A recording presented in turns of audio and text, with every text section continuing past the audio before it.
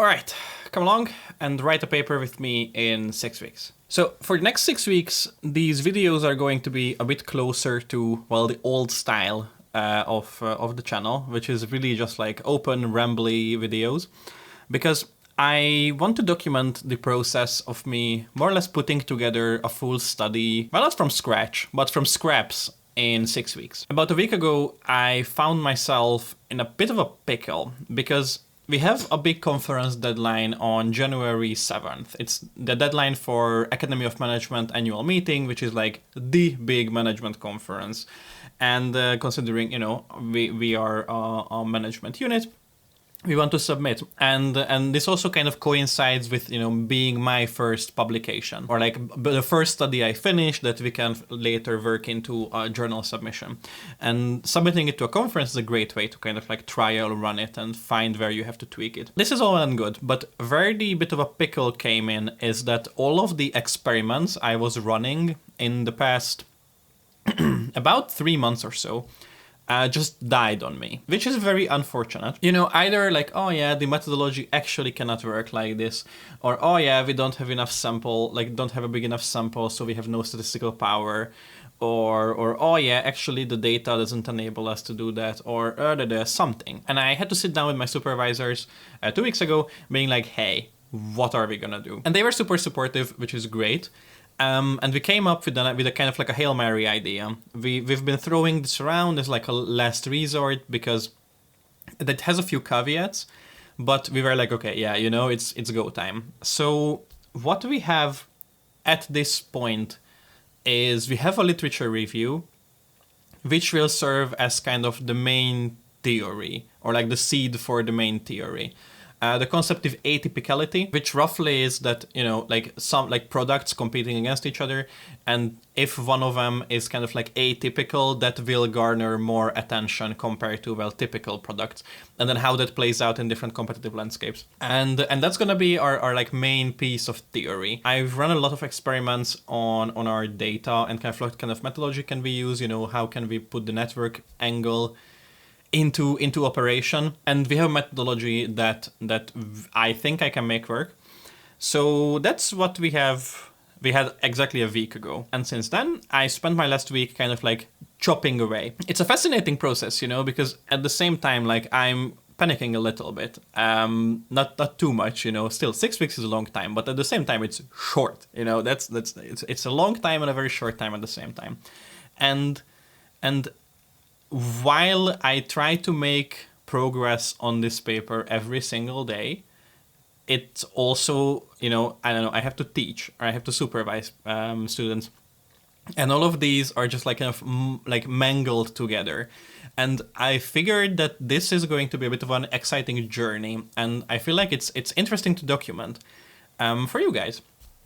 And for me down the line, 3 years from now, I'm going like, 6 weeks, that's such a long time, or maybe not, but here we are. So as a means of kind of like keeping myself accountable, as if having the deadline wouldn't be enough, but a bit of an extra thing, I started doing like a bluesky thread on a daily updates every day about the progress of this paper, and it's been pretty interesting because as an academic you are always busy. Everyone is always busy. But when you have such a clear objective, like, hey, there is this paper that we have to put together, it's like having a daily check-in at the end of every day, being like, hey, okay, so what was exactly the progress I made on the paper, can be a bit of a wake-up call. If you spend a lot of time extra question answering from students, then you can be like, hey, they appreciate it, and I had a good time, but it did not, like, it took away time from me actually putting this paper on the table. It's very easy to forget that is actually the objective. And like, of course, in an ideal scenario, you always have this in mind and then you organize your time and whatever. But for me, having this daily little update was very interesting in kind of keep making me aware of like, oh yeah, okay, how many hours do they actually spend on this one thing a day?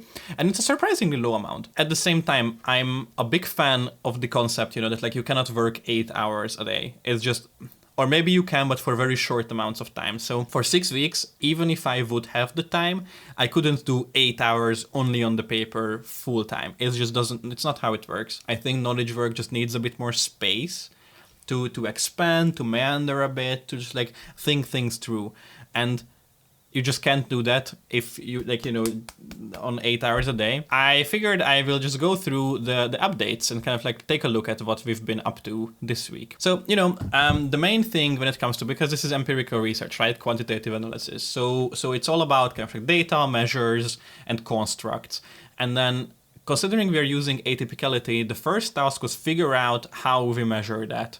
Like, what are the existing measures for it, and whether we can replicate them, or whether we already maybe have them, and then kind of snowballing the stuff from the literature review, as I outlined in that video over there. I found a few papers which kind of looked at these like text-based measures, and thank God they are using. Either they are using word embeddings or they are pointing towards word embeddings as a potential improvement to their method, and it's great because I already embedded all my text. So I have word embeddings for all the articles I need to look at, which is absolutely amazing. That's a great relief. So that was the win of the week. Figuring out like, okay, word embeddings are a go. We can make that work. Then the second win of the week was kind of like trying to shape up like exactly what's the story. And there is an Academy of Management journal, an AMJ research canvas, which I'm usually a bit skeptical about these canvases, but I think that the AMJ research canvas is a pretty good tool to kind of make sure that you think about the big questions ahead of the time when you're designing a study. And the first question it asks is like, okay, so like, what's the puzzle? Like, what is the main interesting management question that we are asking? I always struggle with this, right? I am trained as a data science guy, a math guy, a machine learning guy, but I'm not a social scientist by training. So over the last year, I picked up, some of these argumentation and the theories and the literature, but it's still a bit foreign to me. This is when I find immense use in having little chatbots like ChatGPT, or now Claude, because I found that Anthropic's Claude is just much better to talk about research with than ChatGPT. It's much more insightful. So I really like talking these ideas over with the little chatbot. And why this is great is because you can just take, you or me, well, in this case, so I can just take all of my incoherent ideas that are kind of like floating around in my head about this topic. And then with the chatbot, we can kind of like spar back and forth, almost like a Socratean dialogue, like, oh, why is that? Oh, why is that? What do you mean by that? Just like spar back and forth until we have something like hypothesis shaped. That's great, because these are not hypotheses by a long stretch yet. They really need to be like worked into something that is properly grounded. But now I at least have some sentences which are shaped like hypotheses, which I can work from. And then to round out the week, I had the big whiteboard session with one of my supervisors. And one of my supervisors comes from management, the other comes from network analysis. So with one of them I mainly talk theory, with the other I mainly talk methods. And this was my supervisor from the network side. And then we just spent an hour and a half in front of a whiteboard actually working through my methods like step by step. So, okay, here is the raw data. What do we do with it until it turns into a confidence interval on a variable, every step of the way. And I just explained, because I had like scraps from previous projects and presentations I've done. So I had pieces of the methodology lying around, and then I just kind of weaved it together, like, okay, this kind of works, this kind of works, this kind of works, and then presented a coherent package, which is not done yet because, I need to extend it and measurements and blah, blah, blah, but like the concept, the idea. And then she signed off on it, which was an absolute success. That means that now I at least know what the shape of the analysis will be, which will dictate, the questions we can ask, the measurements I'm going to be on the lookout for. So this was a huge relief. This was like Friday, 6:30 p.m. or something like that. It was one of those weeks. So what we have for now, we have a bit of theory. We have identified some measures, and we're not entirely sure how we are going to operationalize them, but we identified them. And we have the shape of the methodology with some hypothesis-shaped sentences, which is pretty good. It's more progress than I expected to make. This week, because the course I'm TAing is coming to an end, and then it's endless office hours and a lot of questions with students. But I'm quite pleased with the progress that we made this week, largely because from here we have, it's not a blank page anymore, right? And that's kind of the piece that is the most scary about writing a paper. And of course I'm still absolutely terrified because I still haven't started like typing, you know, like actually sitting down and putting words on the page.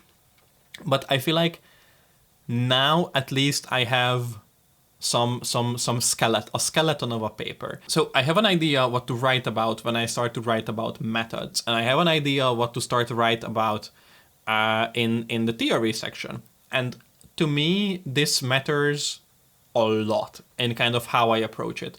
Because if I can start typing about something like, oh yeah, you know, like we are using the theoretical framework from atypicality, blah, blah, blah, blah, blah. And then in the methods like, oh yeah, you know, this paper, that paper, you know, they use this measure and that measure. And then this is how they operationalize, and this is how we operationalize, and, you know, this measure and panel data or not panel data and networks and blah, blah, blah. And I can start working through it and it will actually make sense. I'm quite pleased with the progress for this week.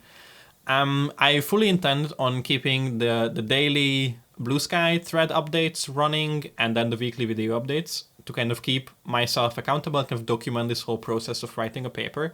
Maybe we'll go into a bit more detail about the research itself, because I think that could be cool. So yes, that is it for this week's progress. I see it's a 14-minute file. Let's see how long the actual video is. You will know by now. Thank you very much for watching, and I will see you next week. Bye.